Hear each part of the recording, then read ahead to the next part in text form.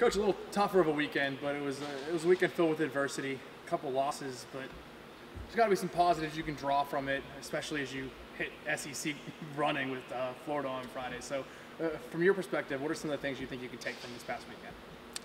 You know, as a team, we really hung well together. You know, I mean, you see the passion and competitiveness of this group and how much they want to win. And, you know, looking at film, we did a lot of things well. We just had little detail things here and there that cost us in the Austin P match and the Rice match. But, you know, those are two quality teams.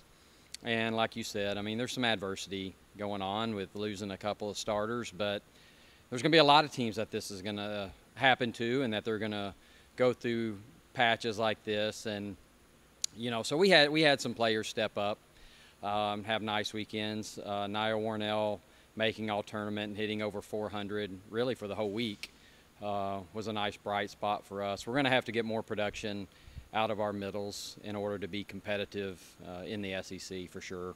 And we know the level of intensity is going to up itself in conference play. Do you look at it with a message being this is a new season for you guys, that you go twice a week against some of the best teams in the country?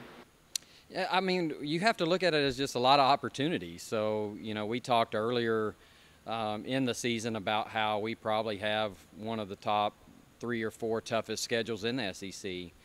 And that you can look at that as a detriment, or you can look at that as a great opportunity for us to get those quality wins, to start building our resume for the NCAA tournament, to start getting our RPI where it needs to be. And I know that we can be competitive and beat anybody in the league, but there's a lot of things that we're going to have to do better in order to win those matches. But the opportunities are there.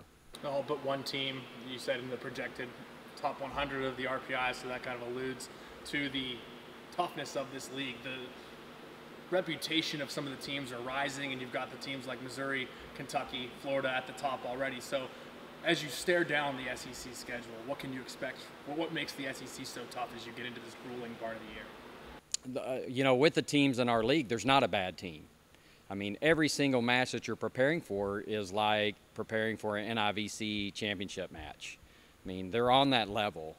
And so you have to have players that love that and that want to compete that way, and we have that. And so for us, it's fun because every single night that we get on the court with these teams is a huge challenge, and we get to start with arguably the best program in the SEC. And I mean, I think you could say that they've been for the last 20 years with Florida, that they've been the best program day in and day out in our league.